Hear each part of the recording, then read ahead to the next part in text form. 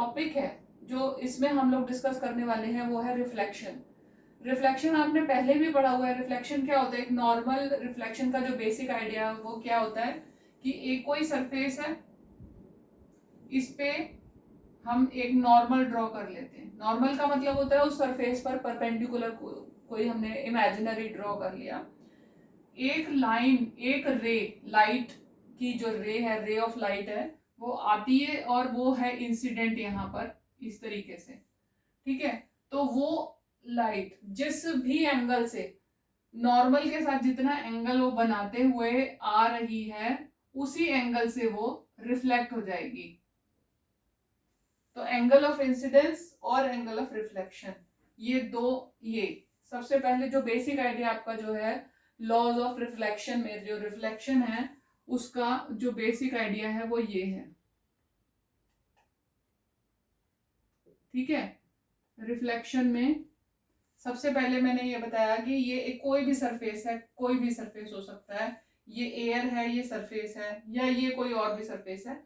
तो यहाँ पर जब जिस पॉइंट पर जो रे ऑफ लाइट है वो आकर यहाँ पर इंसिडेंट होती है, यानी कि जहां पर आकर वो टकराती है, वहां से वो वापस जब रिफ्लेक्ट होती है तो वो नॉर्मल के साथ सेम एंगल बनाते हुए रिफ्लेक्ट होती है। यानी कि एंगल ऑफ इंसिडेंस और एंगल ऑफ रिफ्रैक्शन जो है वो, रिफ्लेक्शन जो है वो सेम होता है। ठीक है, तो सबसे पहला जो लॉ ऑफ रिफ्लेक्शन है वो क्या है?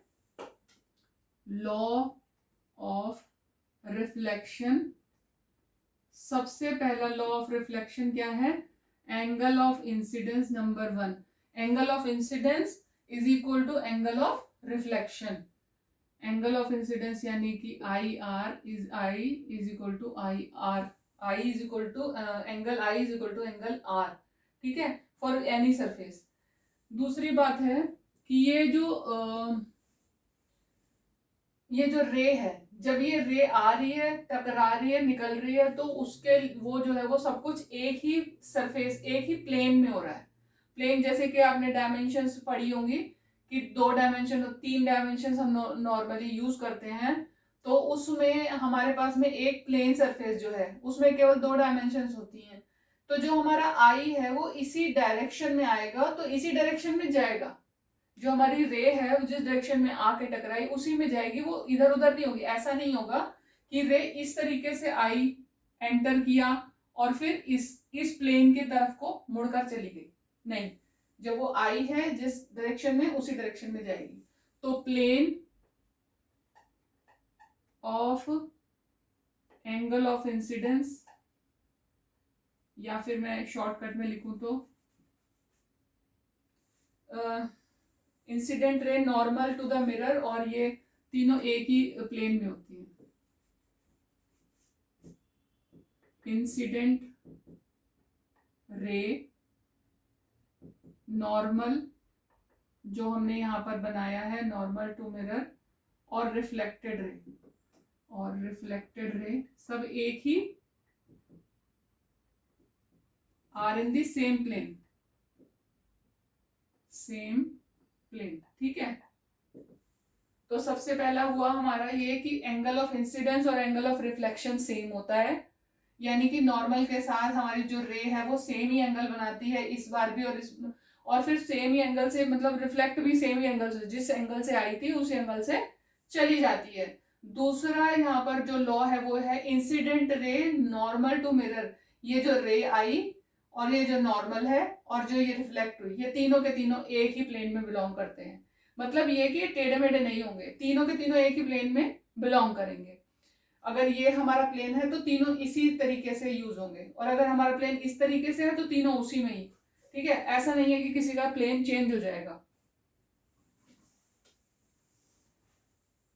तो पहले ये 2 लॉज हो गई आपकी। उसके बाद में laws of reflection are applicable to all types of, जितने भी हमारे सरफेसेस हैं सभी पर हमारी जो लॉज ऑफ रिफ्लेक्शन है वो एप्लीकेबल होती हैं। जैसे कि प्लेन सरफेस ही नहीं, सरफेस अगर प्लेन है तो भी, किसी भी तरीके का स्फेरिकल सरफेस है तो भी, सभी के लिए एक ही बात है, इसी तरीके से रिफ्लेक्शन होगा। आई और आर सेम होंगे, यहां पर इसी तरीके से होगा सब कुछ। ठीक है, जो हमारी आई और आर है हर जगह बराबर ही होगा, चाहे वो स्फेरिकल मिरर हो, चाहे वो प्लेन मिरर हो, ओ सॉरी प्लेन सरफेस हो, चाहे स्फेरिकल सरफेस हो चाहे प्लेन सरफेस हो, आई और आर सब जगह सेम होगा। तो ये हमारे लिए हमेशा मतलब applicable to every surface, every shape of any kind of shapes, ठीक है। तो ये हो गया हमारा laws of reflection are same for each type of surface, ठीक है। तो लॉज ऑफ रिफ्लेक्शन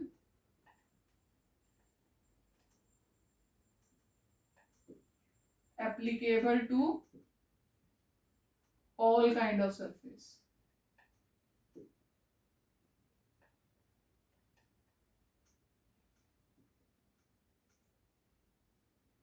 ठीक है। ये हो गया आपका लॉ ऑफ रिफ्लेक्शन। उसके बाद अब दूसरी बात है कि मान लीजिए हाँ ये तो आपका हो गया। अब इसके बाद में प्लेन मिरर, प्लेन मिरर के बारे में बात करें तो ये हो गया आपका law of reflection. Plane images formed by plane mirror are always virtual and direct and size of image is equal to that of the object. अगर प्लेन मिरर में आप कोई भी वो बना रहे हो, प्लेन मिरर में आप जब कोई इंसिडेंट रे है इस तरीके से आ रही है और जा रही है, ये आपका नॉर्मल है तो ठीक है, ये आई है ये आर है, तो आपकी जो इमेज बन रही है वो हमेशा वर्चुअल और इरेक्ट ही बनेगी। प्लेन मिरर में जब भी आपकी इमेज बनेगी वो वर्चुअल और इरेक्ट ही बनेगी, साइज जो है वो हमेशा ऑब्जेक्ट के बराबर ही रहता है। तो image formed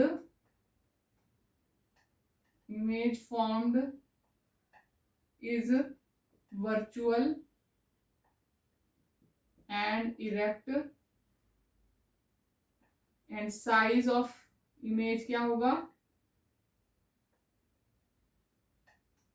size of image same होता है, ठीक है। साइज ऑफ इमेज सेम होता है अगर आपका प्लेन मिरर है तो। स्फेरिकल मिरर होगा तो स्फेरिकल मिरर होते दो तरीके के हैं, देखो यहाँ पर मैंने तीन बनाए हैं, यहाँ पर एक ये प्लेन मिरर है, ये स्फेरिकल मिरर है दो। तो जो आउटवर्डली कर्व्ड है वो होता है कन्वेक्स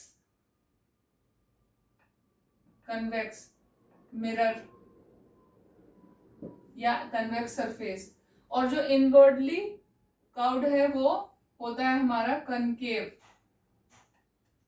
मिरर या कनकेव सरफेस, ठीक है। ये तीन जो आउटवर्डली है मिरर नहीं, यहाँ पर आप सरफेस की बात करो, मिरर की बात बाद में करेंगे। तो ये हो गया कन्वेक्स और कॉन्केव, हमारे जो शेप्स कैसी कैसी होती हैं, ये प्लेन हो गया, ये कॉन्वेक्स हो गया, ये कनकेव हो गया।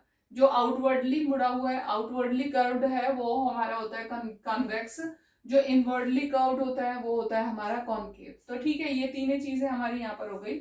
उसके बाद pole, centre of reflecting spherical mirrors की। तो स्फेरिकल मिरर्स क्या होते हैं, कोई भी मिरर तीन तरीके की शेप में होगा आपके पास में। एक अभी थोड़ी देर पहले हमने किया, प्लेन होता है, एक कॉन्वेक्स होता है, कॉन्केव होता है। तो प्लेन मिरर होता है इस तरीके से, ये इसकी बैक साइड हो गई, ये इसका सरफेस हो गया, यहाँ से लाइट आएगी यहाँ से रिफ्लेक्ट हो जाएगी, ठीक है, इस तरीके से। फिर उसके बाद में ये हो गया आपका प्लेन मिरर। सेकेंड है आपका आउटवर्डली जो कर्व्ड सरफेस होता है, ये इसकी बैक साइड हो गई, ये इसका फ्रंट हो गया, यहाँ से लाइट रिफ्लेक्ट करेगी इस तरीके से, ये एंगल ऑफ इंसिडेंस, ये एंगल ऑफ रिफ्लेक्शन, ठीक है। इस तरह से लाइट आएगी और इस तरह रिफ्लेक्ट हो जाएगी।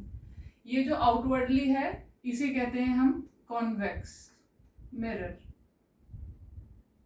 ठीक है। उसके बाद एक इनवर्डली होता है, जो इनवर्डली कर्व्ड सरफेस होता है, उसमें भी जो रूल ऑफ रिफ्लेक्शन है वो तो वैसी तरह से लॉज ऑफ रिफ्लेक्शन सेम ही काम करती है हर तरह के सरफेस पे। इसे हम कॉन्केव कहते हैं,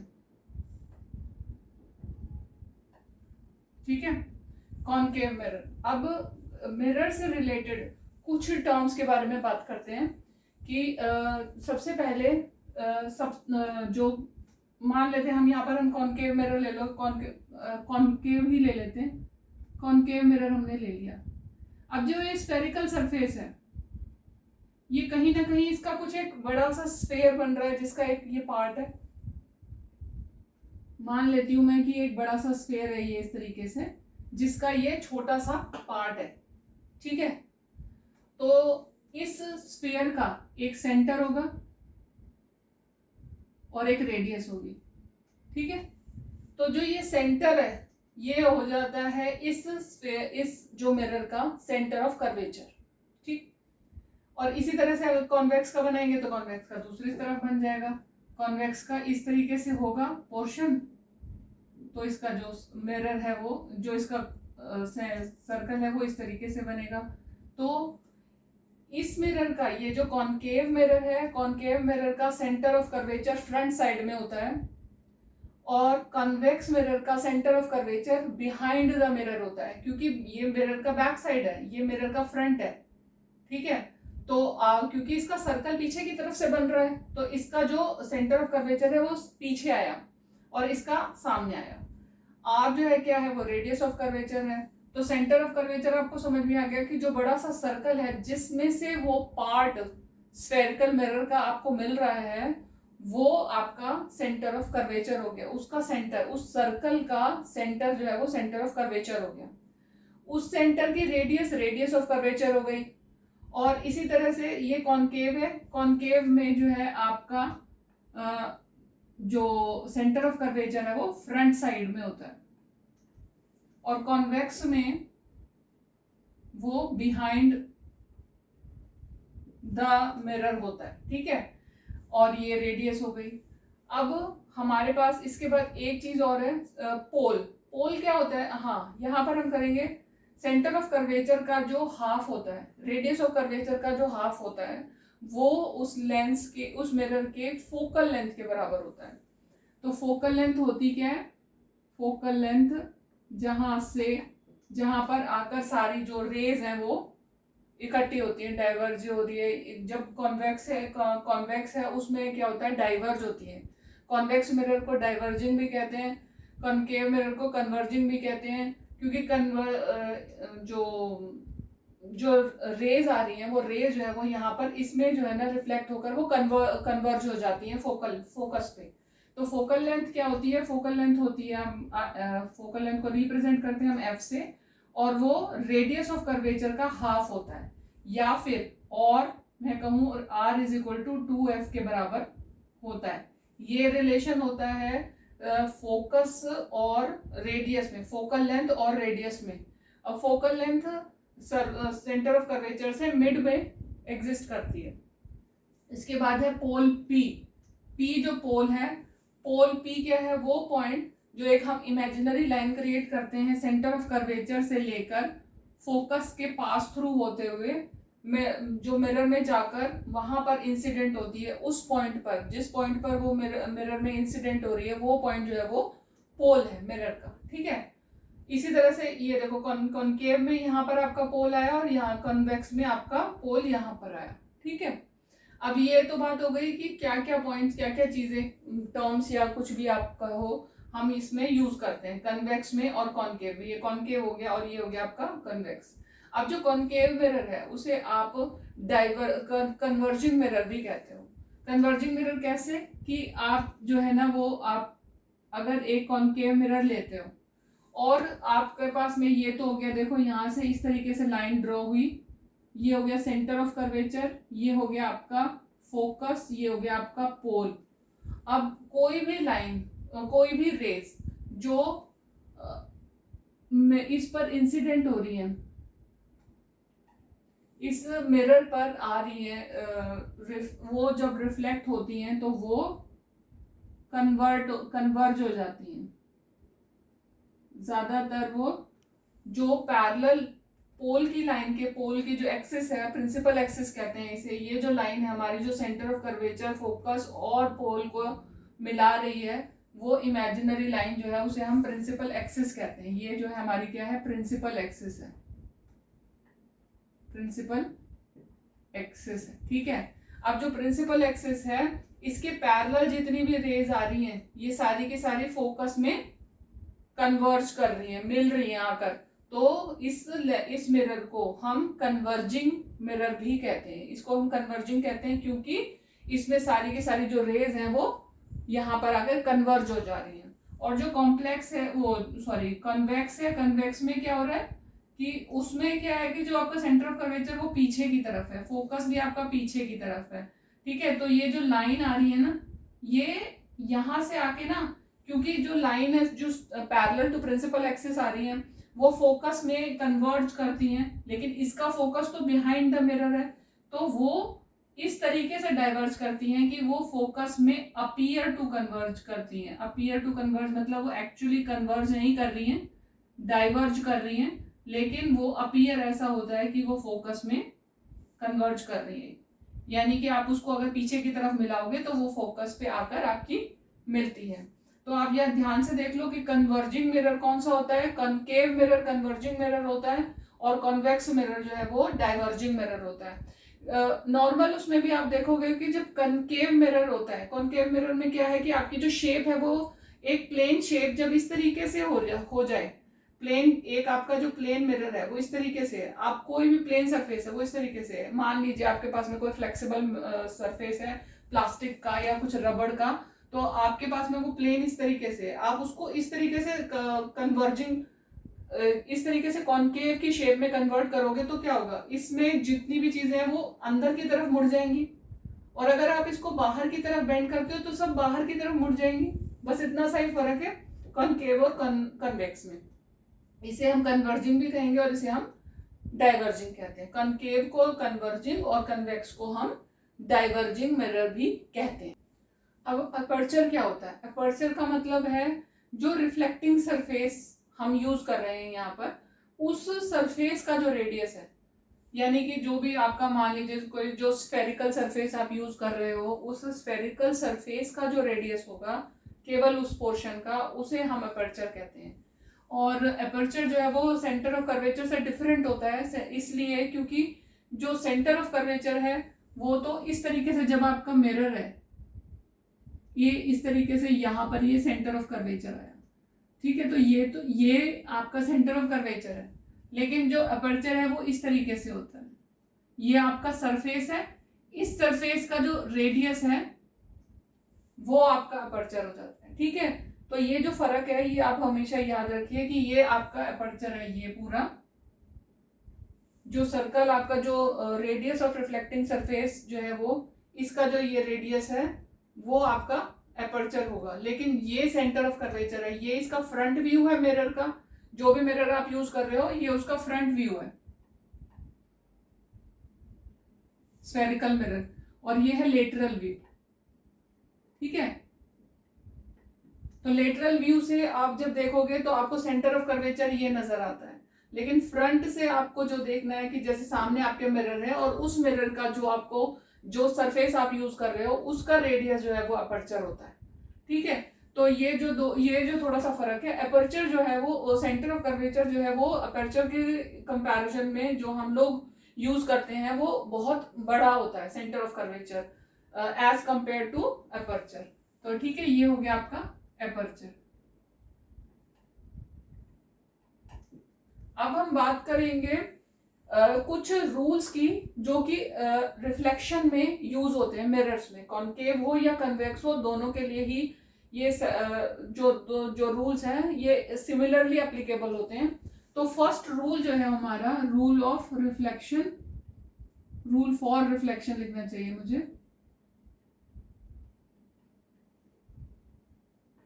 पहली बात, सबसे पहला जो रूल है वो ये है कि जब कोई भी मिरर हो, चाहे वो कॉन्केव हो, कॉन्केव है ये, और यहाँ पर है कॉन्वेक्स, ठीक है, यहाँ से आपका ये प्रिंसिपल एक्सिस है, ये एफ है, ये सी है, ये पी है, और यहाँ पर फ्रंट साइड में होगा सब कुछ, तो ये पी है, एफ है और सी है, इस तरीके से हमने ले लिया। तो पहला रूल कि जब सारी rays parallel to principal axis आती हैं तो वो हमेशा रिफ्लेक्ट होकर फोकस में रिफ्लेक्ट हो जाती हैं। ठीक है, फोकस में से पास करती हैं। कोई सी भी रेज जब पैरेलल टू प्रिंसिपल एक्सिस आती हैं तो वो हमेशा फोकस में से फोकस को हम यहाँ ही बना लेते, फोकस में से पास करती है। ठीक है, ये है पहला रूल, चाहे वो कॉन्वेक्स हो चाहे वो कनकेव हो। इसमें से appear to pass from focus, तो ये डाइवर्ट इस तरीके से होती है कि ये ऐसा अपीयर होता है कि ये फोकस में से पास कर रही है या रिफ्लेक्ट होकर फोकस में जा रही है। पहला तो ये हो गया। दूसरा होता है कि अगर कॉन्केव, ये प्रिंसिपल एक्सिस हो गई, ये P हो गया, ये F हो गया, ये C हो गया, अगर जो रे है वो आपकी किसी मान लीजिए वो आपकी फोकस में से आ रही है, ठीक है, सर्टेन एंगल से वो फोकस में से आ रही है, तो जो रे फोकस में से पास करती है वो रिफ्लेक्ट होकर प्रिंसिपल एक्सिस के पैरेलल चली जाती है। ये दूसरा रूल है, कन्वेक्स के लिए भी और कॉन्केव के लिए भी। ये दूसरा रूल है आपका कि जो भी रे है वो जो रे फोकस में से पास कर रही है वो अपीयर टू फोकस होगी, मतलब अपीयर, कॉन्वेक्स में तो अपीयर टू होती है ना, तो इसीलिए जो फोकस में से पास कर रही है वो पैरेलल आपकी चली जाती है। ये आ रही है इस तरीके से, जैसे ऐसे अपीयर हो रहा है कि ये फोकस में से पास कर रही है, लेकिन जब ये रिफ्लेक्ट हो रही है मिरर से ही रिफ्लेक्ट हो जा रही है और ये पैरेलल चली जाती है, प्रिंसिपल एक्सिस के पैरेलल चली जाती है। मतलब अगर वो प्रिंसिपल, पहले वाले में क्या था, प्रिंसिपल एक्सिस के पैरेलल आई तो फोकस में से पास हो गई, दूसरे में ये है कि फोकस में से आई तो प्रिंसिपल एक्सिस के पैरेलल चली गई। और थर्ड है आपका, थर्ड में ये कह रहा है कि अगर ये फोकस, सेंटर ऑफ कर्वेचर, और ये हो गया आपका P, अगर जो रे है वो सेंटर ऑफ कर्वेचर में से पास कर रही है, किसी भी एंगल से पास करती है, तो वो एज इट इज रिफ्लेक्ट हो जाती है।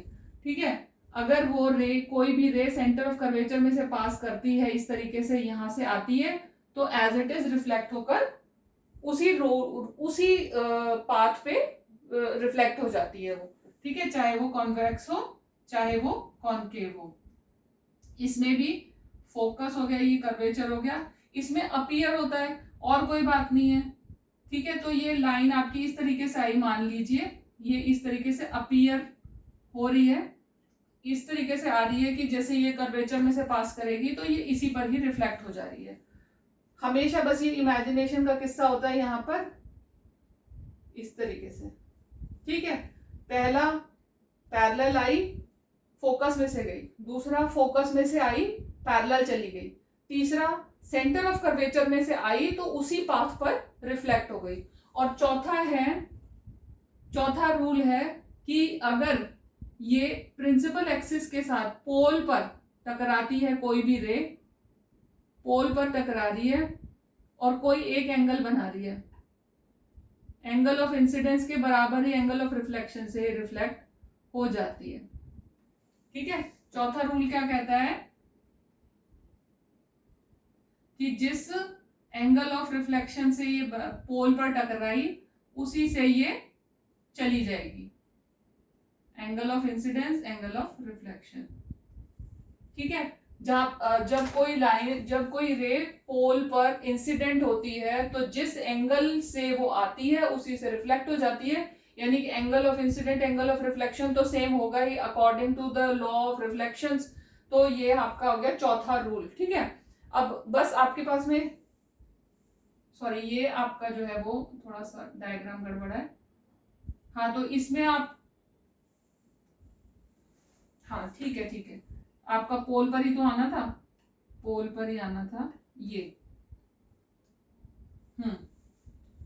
तो इस तरीके से आ गया आपका ये angle of incidence, angle of reflection, और ये पोल पर से एज इट इज रिफ्लेक्ट हो गई। तो 4 रूल्स आपके यहाँ पर ये हो गए। इन रूल्स को यूज करोगे जब आप, तो आपको डायग्राम्स बनाना बहुत ही आसान हो जाएगा। आपको अभी एक टेबल पढ़नी है, वो टेबल जो है वो कॉन्वेक्स में, कॉनकेव के लिए भी है एक, और एक कॉन्वेक्स मिरर के लिए भी आप देखोगे। कन्वेक्स के लिए केवल 2 ही कंडीशंस आपके पास होती हैं, कॉनकेव के लिए 4-5 सिचुएशन उन्होंने दे रखी हैं, पोजीशंस दे रखी हैं ऑब्जेक्ट की। तो उनके जो डायग्राम्स आपको बनाने हैं, तो उन डायग्राम्स में अगर आप ये 4 रूल्स याद रखोगे तो आपको हमेशा फायदा होगा। आपको डायग्राम्स लर्न करने में भी इजी रहेगा और आपको बनाना भी, मतलब बनाने में, लर्न करने में वो डायग्राम्स बहुत ही हेल्पफुल होंगे ये रूल्स। अब है इमेज फॉर्मेशन। इमेज फॉर्मेशन में देखो, आप लोगों की बुक में एनसीईआरटी में ना एक पूरी की पूरी टेबल गिवन है। उस टेबल में आपको पोजीशंस गिवन है, उन पोजीशंस को हम यहाँ पे डिस्कस करेंगे कि किस तरीके से उनके डायग्राम्स बनाए जाते हैं। और वो जो टेबल है वो आपको लर्न करना भी बहुत ही आसान हो जाएगा और डायग्राम बनाना तो बहुत ही आसान हो जाएगा। अगर जो रूल्स हम पहले कर चुके हैं कि रूल्स किस तरीके से, किस किस रूल के अंडर आपकी रेज किस किस तरीके से रिफ्लेक्ट होती है। पहला रूल ये था कि पैरेलल टू प्रिंसिपल एक्सिस जो रे आती है वो फोकस में से रिफ्लेक्ट हो जाती है। दूसरा रूल ये था कि कोई भी रे अगर सेंटर ऑफ कर्वेचर में से पास करती है तो उसी में से वापस रिफ्लेक्ट हो जाती है। तीसरा था कि अगर फोकस में से निकलती है तो पैरेलल चली जाती है। और एक और रूल, चौथा रूल था कि अगर रे पोल पर इंसिडेंट है तो सेम एंगल से वो रिफ्लेक्ट हो जाती है। अब जो हमारी जो टेबल है वो हम यहाँ पर डायग्राम डिस्कस करेंगे, टेबल डिस्कस करेंगे। तो टेबल में आपको 6 पोजीशंस इन्होंने गिवन है। मैंने 2 पोजीशंस अभी यहाँ पर लिखी हैं, मैं सारी पोजीशंस लिख लेती हूँ और हम इसके डायग्राम डिस्कस कर लेंगे। पहला पोजीशन है इंफिनिटी, दूसरी पोजीशन है बियॉन्ड सी। बियॉन्ड सी का मतलब फोकस, फिर कर्वेचर और उसके भी बियॉन्ड वहां पर जो है ना इमेज, वो ऑब्जेक्ट आपका रखा है।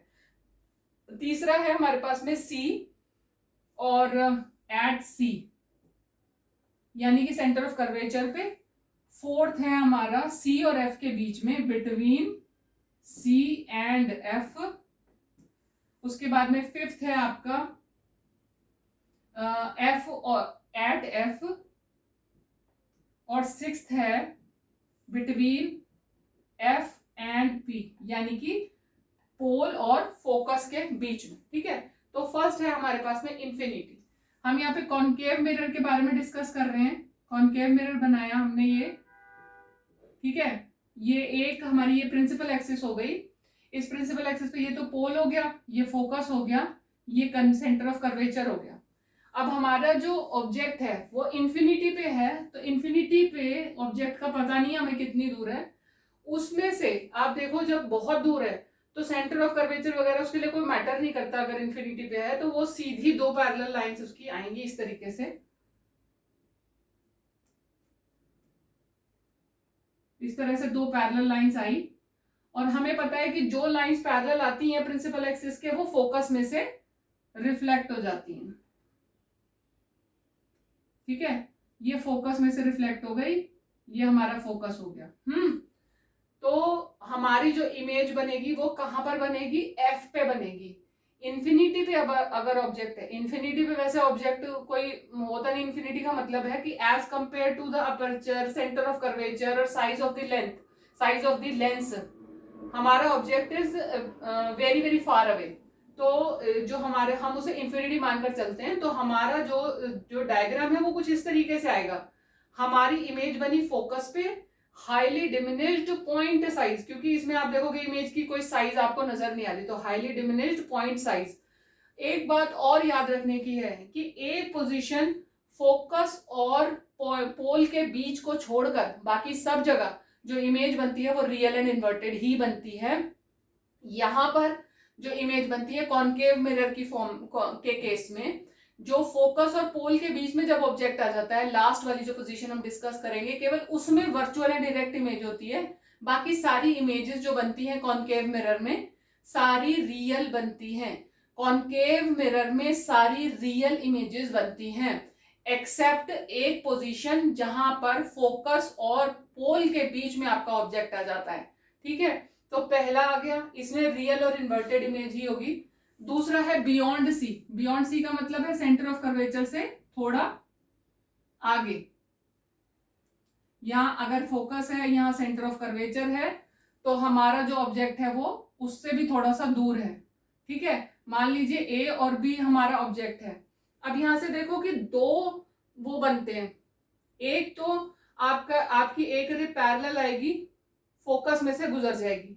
दूसरी रे जो है आपकी सेंटर ऑफ कर्वेचर में से आएगी और उसी में से गुजर जाएगी। ठीक है, तो पहली रे आई आपकी इस तरीके से पैरेलल आई। जो पैरेलल आती है वो फोकस में से गुजरती है, रिफ्लेक्ट होकर, ठीक है। दूसरी आपकी सेंटर ऑफ कर्वेचर में से गुजरेगी और उसी में से वापस, मतलब उसी में आएगी, इंसिडेंट होगी और रिफ्लेक्ट भी उसी में से हो जाएगी। तो यहाँ पर जब ये दो रेज जो रिफ्लेक्टेड रेज हैं, रिफ्लेक्ट होने के बाद जहां आपस में ये इंटरसेक्ट कर रही हैं, वहां से इमेज क्रिएट हो रही है। तो इमेज हमारी ये बन गई, रियल एंड इन्वर्टेड बनी। रियल का मतलब होता है मिरर के सामने की साइड, जहां ऑब्जेक्ट है उसी साइड आपकी इमेज बन रही है, तो रियल बनी। और इन्वर्टेड यानी कि इन्वर्टेड उल्टी इमेज बनी। और ये डिमिनिश्ड है, हाईली डिमिनिश्ड नहीं है, डिमिनिश्ड इमेज है। बड़े साइज के ऑब्जेक्ट की छोटी इमेज आपको दिखाई दे रही है, उल्टी इमेज दिखाई दे रही है। तो ये हो गया आपका बियॉन्ड सी। अब जब सी पर ऑब्जेक्ट होगा तब क्या होगा? जब सी पे ऑब्जेक्ट होगा तब ये आपका कॉनकेव मिरर हो गया, ये आपका प्रिंसिपल एक्सिस हो गया, पोल हो गया पी, ये हो गया एफ, ये हो गया सी, ठीक है। सी पर आपका जो वो है ऑब्जेक्ट रखा है, ये मैंने यहाँ पर, ठीक है। अब जो सी पर ऑब्जेक्ट है उसमें से एक लाइन तो पैरेलल ऐसे आएगी और फोकस में से गुजर जाएगी, जब और दूसरी लाइन फोकस में से आएगी और पैरेलल हो जाएगी। पहली फोकस पैरेलल आई और फोकस में से पास करके चली गई, ठीक है। दूसरी फोकस में से आई और पैरेलल रिफ्लेक्ट हो गई। दो तरह की इमेज आती है, दो तरह की रेज आएंगी, तो पैरेलल आएगी, फोकस में से निकल गई, फोकस में से निकली, पैरेलल चली गई। और ये दोनों इमेज जहां जाकर टकराई, वहां जाकर इनकी वो बन जाएगी, वहां पर इमेज क्रिएट हो जाएगी। तो जो इमेज है ना आखिर में वो सी पर ही क्रिएट होती है, और रियल होती है, इन्वर्टेड होती है, सेम साइज होती है। रियल होती है, इन्वर्टेड होती है, सेम साइज होती है।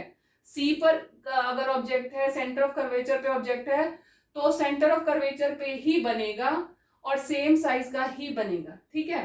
अब आ जाओ सी एंड एफ पर। सी एंड एफ के बीच में, सी एंड एफ के बीच में, ये सी है, ये एफ है, इन दोनों के बीच में ऑब्जेक्ट है, ठीक है। इन दोनों में से फिर वही चीज है कि एक लाइन तो पैरेलल जाती ही जाती है और दूसरी लाइन फोकस, एक लाइन जो है ना आपकी पैरेलल जाएगी, फोकस में से निकल जाएगी, और दूसरी जो है वो आपकी कर्वेचर में से जाएगी, ठीक है। तो इसके लिए हम थोड़ा स्पेस कर लेते हैं, क्योंकि इसका जो डायग्राम है वो थोड़ा स्पेस ज्यादा लेगा।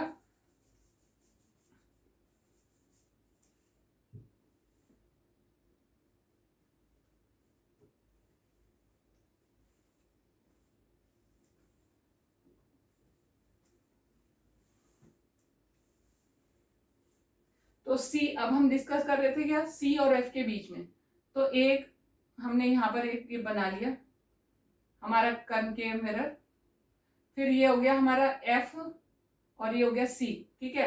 ऑब्जेक्ट हमारा सी और एफ के बीच में छोटा ले लें तो ज्यादा अच्छा है, क्योंकि इसकी इमेजेस कुछ इस तरीके से लंबी चौड़ी रेज जाएंगी। पहली रे इसकी गई पैरेलल और फोकस में से गुजर गई, ठीक है। दूसरी हमारी गई कॉनकेव में से ही निकली, कनकेव,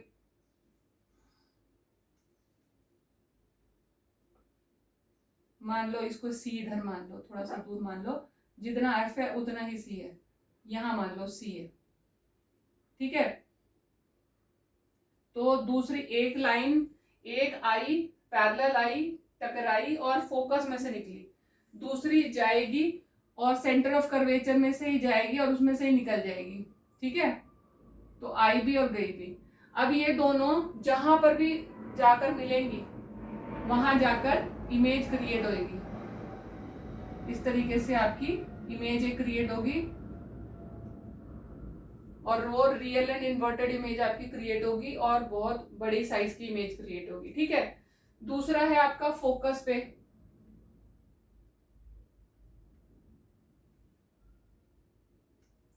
फोकस पे जब हमारा ऑब्जेक्ट है, फोकस पे ऑब्जेक्ट है, तो हमारे उसमें से कौन कौन से किस किस तरह से रह जाएंगी, जैसे इसमें से गई वैसे ही उसमें से जाएंगी। कैसे कि एक तो पैरेलल जाएगी और फोकस में, सॉरी, हाँ, एक तो पैरेलल जाएगी और फोकस में से पास कर लेगी, और दूसरी सेंटर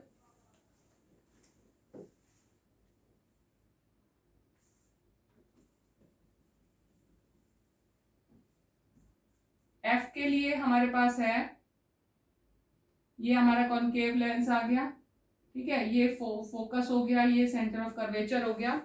अब जब हमारा ऑब्जेक्ट जो है वो फोकस पे है तो एक लाइन तो जाएगी ऐसे पैरेलल और फोकस में से निकल जाएगी, ठीक है, और दूसरी लाइन फिर जाएगी सेंटर ऑफ कर्वेचर में से इस तरीके से जाएगी, और जो सेंटर ऑफ कर्वेचर में जाती है वो वहीं से ही रिफ्लेक्ट होती है, तो वहीं से ही रिफ्लेक्ट हो जाएगी, ठीक है।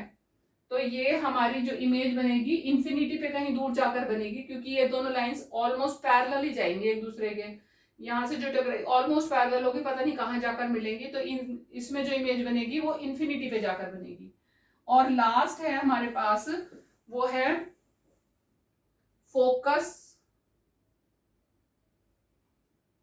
और पोल के बीच में हमारा ऑब्जेक्ट है, फोकस और पोल के बीच में ऑब्जेक्ट है, तो इसमें क्या होगा कि ये फोकस से आगे है, तो लाइन जो हमारी रे है वो सीधी पोल पे जो इंसिडेंट होगी वो उसी से ही रिफ्लेक्ट हो जाएगी, जितने एंगल से वो आई थी उतने से ही रिफ्लेक्ट हो जाएगी। और जो दूसरा है वो हमारा सेंटर ऑफ कर्वेचर से रिफ्लेक्ट होगी इस तरीके से, ठीक है, तो वो हमें ऐसे on the back of mirror कहीं दूर जाकर वो वर्चुअल इमेजेस क्रिएट करेगा। तो हमारी वर्चुअल एंड इरेक्ट इमेज बनेगी, बिहाइंड द मिरर बनेगी। इसमें क्या है कि पोल और एफ और पी के बीच में आया था, तो एक एंगल से, एक सर्टेन एंगल से पोल पे टकराई लाइन और वहीं से रिफ्लेक्ट हो गई, और दूसरी रे सी पे से आई और गई और वो पीछे कहीं जाकर मिली। केव मिरर जो है, जो हमने इतने सारे वो किए, इसके सारे के सारे इमेज फॉर्मेशन जो हमने की।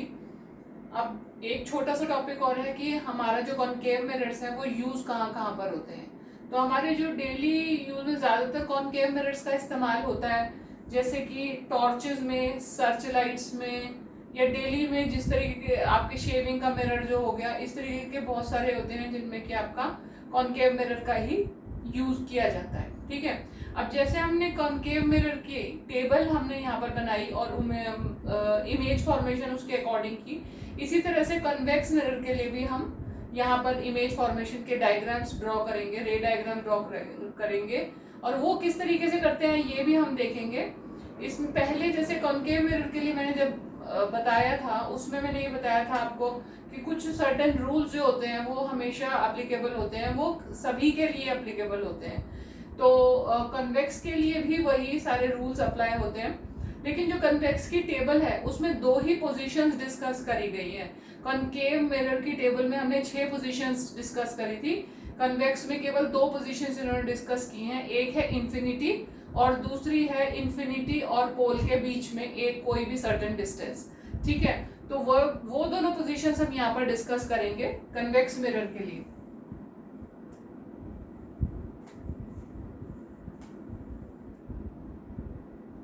Image formation for convex mirror, 2 he positions हमने डिस्कस करनी है। पहली पोजीशन क्या है हमारी, इन्फिनिटी। तो जब हमारा जो मिरर है फर्स्ट पोजीशन होगी हमारी एट इन्फिनिटी, ऑब्जेक्ट जब इन्फिनिटी पे होगा। इन्फिनिटी का मतलब वही कि बहुत as compare to your mirror जो डिस्टेंस ऑफ द ऑब्जेक्ट है वो बहुत ज़्यादा है, तो हम उसे इन्फिनिटी मान लेते हैं। तो ये हमारा मिरर है, यहाँ पर हमारा कॉन्वेक्स मिरर होगा, तो इस तरीके से आपका सरफेस बनेगा। यहाँ पर हमने ये ड्रॉ किया, इसकी ये प्रिंसिपल एक्सिस हो गई, P हो गया। जैसे कनकेव मिरर में उसका फोकस उसके फ्रंट साइड पर था, कन्वेक्स में उसका फोकस उसके बिहाइंड होता है, ठीक है। फोकस और ये कर्वेचर, सेंटर ऑफ कर्वेचर हम पहले डिस्कस कर चुके हैं कि किस तरीके से इसका मतलब क्या होता है। तो अब जब कन्वेक्स इस तरीके से है तो इसका जो सेंटर ऑफ कर्वेचर है वो भी बिहाइंड द मिरर होगा, उसके बैक साइड पर होगा, और फोकस भी, सेंटर ऑफ कर्वेचर उधर है तो फोकल लेंथ फोकस भी उधर ही होगा। तो ठीक है, ये इसका फोकस हो गया, सेंटर ऑफ कर्वेचर हो गया। अगर आपका ऑब्जेक्ट एट इंफिनिटी है, इंफिनिटी का मतलब आपको नहीं पता कि वो कितनी दूरी पर है, ठीक है, यहां से दो पैरेलल रेज, जैसे कि हमने कॉन्केव में किया था, दो पैरेलल रेज इसकी तरफ हम ड्रॉ करेंगे पैरेलल टू प्रिंसिपल एक्सिस, ठीक है, हमने ये ड्रॉ की, और हमें ये पता है कि जब कोई रेज प्रिंसिपल एक्सिस के पैरेलल आती हैं तो वो फोकस पे कन्वर्ज हो जाती हैं, ठीक है। तो यहाँ पर जो ये लेंस, जो ये मिरर है कन्वेक्स मिरर, इसमें अपीयर्स टू कन्वर्ज होता है, एक्चुअली तो ये डाइवर्ज हो जाएगी इस पॉइंट से और लगेगा ऐसा कि ये फोकस पे कन्वर्ज हो रही है, ठीक है, और ये लाइन भी इधर से इस तरीके से डाइवर्ज हो जाएगी और लगता अपीयर होता है ऐसा कि ये फोकस पे कन्वर्ज हो रही है। तो पहला डायग्राम आपका ये हो गया, इसमें आपका जो इमेज बनी वो फोकस पे बनेगी, हाईली डिमिनिश्ड होगी, बिहाइंड द मिरर होगी, फोकस पे बनी हाईली डिमिनिश्ड यानी पॉइंट साइज इमेज बन रही है, बिहाइंड द मिरर है क्योंकि फोकस तो बिहाइंड द मिरर ही है। तो ये आपकी पहला डायग्राम हो गया, ठीक है। सेकेंड डायग्राम जो है, सेकेंड डायग्राम क्या है, ये आपका कॉन्वेक्स मिरर हो गया, ठीक है, यहां पर फोकस हो गया, कर्वेचर हो गया, और ये हो गया आपकी प्रिंसिपल एक्सिस। यहाँ पर जो ये पोल है, जो हमारी सेकंड पोजीशन है, वो क्या है, पोल और इंफिनिटी के बीच में, यानी कि इंफिनिटी का मतलब बहुत दूर नहीं है, वो थोड़े से डिस्टेंस पर है, कोई भी डिस्टेंस हो सकता है वो, क्योंकि फोकस तो बिहाइंड द मिरर है, तो आप ये नहीं कह सकते कि फोकस के बीच में है या कर्वेचर, सेंटर ऑफ कर्वेचर पे, वो सब तो केस कॉन्केव में था क्योंकि उसके फ्रंट साइड पर होता था। तो यहाँ पर ये सर्टेन किसी भी डिस्टेंस पर है, यहां से एक लाइन आपकी तो पैरेलल आएगी इस तरीके से, और वो अपीयर होगी जैसे कि वो कन्वर्ज हो रही है फोकस पे, पर एक्चुअली वो डाइवर्ज हो रही है, ठीक है। उसके बाद जो दूसरी लाइन आएगी वो आपकी आएगी और वो कॉन्केव, ये सॉरी आपका सेंटर ऑफ कर्वेचर पे से डाइवर्ज होती हुई नजर आएगी। अब कहा ये जाता है कि सेंटर ऑफ कर्वेचर जो है वो उसके से पास होने वाली जो लाइन है वो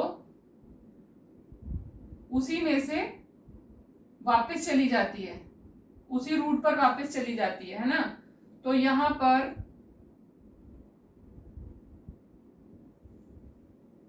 वो रे इस तरह से आएगी,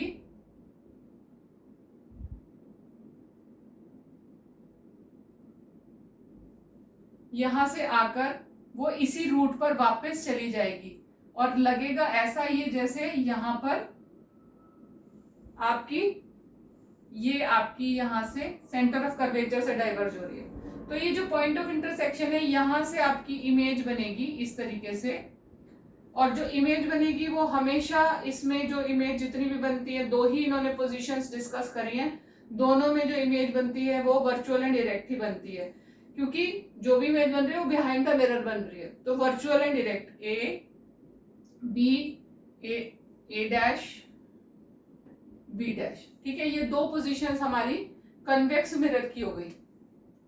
साइन कन्वेंशन में आपको सिंपल साइन जो है वो आप प्लस माइनस का कैसे यूज करोगे ये देखना है आपको। तो सिंपल आपका जैसे कोऑर्डिनेट्स में जिस तरीके से साइन का इस्तेमाल होता है बिल्कुल वैसे ही है यहाँ पर, कि जो आपका मिरर है वो चाहे इस शेप में हो, चाहे वो कन्वेक्स है चाहे कनकेव है, कोई सा भी साइड है, तो आप उसका जो पोल है उस पोल को आप ओरिजिन मान के चलते हो।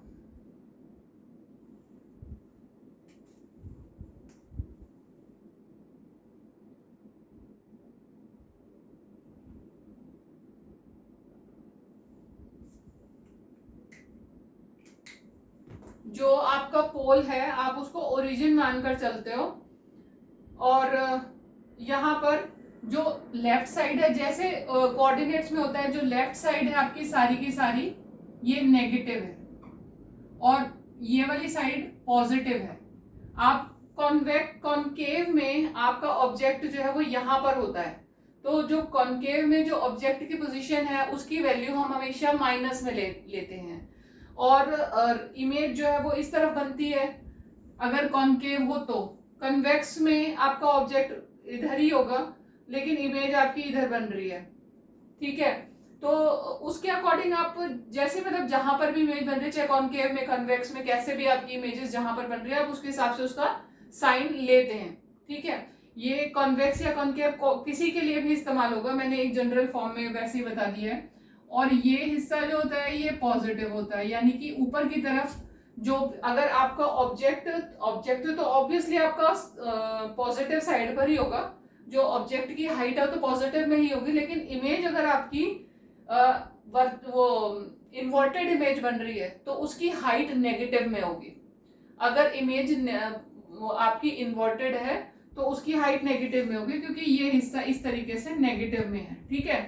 तो सिंपल जैसे कोऑर्डिनेट्स होते हैं बिल्कुल वैसे ही काम है यहाँ पर, कि ये इस तरीके से जाओ तो नेगेटिव है, ऊपर जाओ तो पॉजिटिव है, इधर जाओ तो नेगेटिव है, इधर जाओ तो पॉजिटिव है, और जो पोल है वो आपका ओरिजिन है, पोल से ही पोल को आप जीरो पोजीशन मानकर चलते हो। तो ये आपका साइन कन्वेंशन का तरीका है, ठीक है। अब है आपका जो फॉर्मूला, जो नॉर्मल जो मिरर फॉर्मूला आप यूज करते हो, मिरर फॉर्मूला क्या होता है? फॉर्मूला आपका मिरर फॉर्मूला होता है 1/u plus 1/v is equal to 1/f। 1/u, u क्या है हमारे पास में? ऑब्जेक्ट का डिस्टेंस,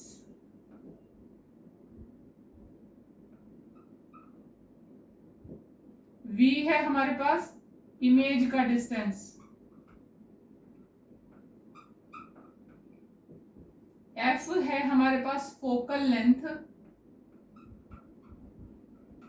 ऑफ द मिरर, ठीक है। अब ये बात देखो कि जो कॉनकेव मिरर है, कॉनकेव मिरर में आपकी जो फोकल लेंथ है वो इस तरफ होती है तो माइनस में होती है। कन्वेक्स में जब आपकी फोकल लेंथ इस तरफ, फोकस आपका इस तरफ है तो फोकल लेंथ आपकी प्लस में हो जाती है, ठीक है।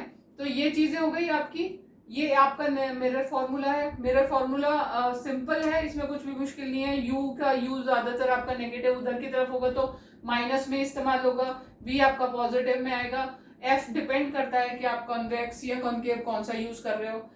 इसी के साथ यहाँ पर मैं मैग्निफिकेशन फॉर्मूला भी लिख रही हूँ, मैग्निफिकेशन फॉर्मूला। मैग्निफिकेशन फॉर्मूला का मतलब क्या है? मैग्निफिकेशन का मतलब कि कितना एनलार्ज इमेज आपकी क्रिएट हो रही है, तो वो आपका मैग्निफिकेशन फॉर्मूला होता है इमेज ऑफ हाइट। दो तरीके से आप कर सकते हो, हाइट ऑफ इमेज कंपेयर कर सकते हो या ऑब्जेक्ट डिस्टेंस कंपेयर कर सकते हो। तो ये होता है h'/h या फिर v/u, ठीक है। ये दो तरीके से निकलती है आपकी माइनस ऑफ v/u। माइनस इसलिए लगाया है क्योंकि यहाँ पर हम ऑब्जेक्ट का जो डिस्टेंस है वो नेगेटिव में ले लेते हैं ना, हाइट तो नेगेटिव में लेंगे नहीं, ये जो हाइट है ये नेगेटिव में आएगी, ठीक है। तो ये आ गया आपका मैग्निफिकेशन का formula, height of image upon height of object, या फिर distance minus of distance of object image upon distance of object, ठीक है। h'/h is equal to minus v/u, v is equal to image distance, u is equal to object distance. ये आपका हो गया magnification formula. Magnification formula का use करना, mirror formula का use करना मैं अपनी अगली वीडियो में बताऊंगी, जिसमें हम इससे रिलेटेड कुछ थोड़े से न्यूमेरिकल्स भी सॉल्व करेंगे, ठीक है।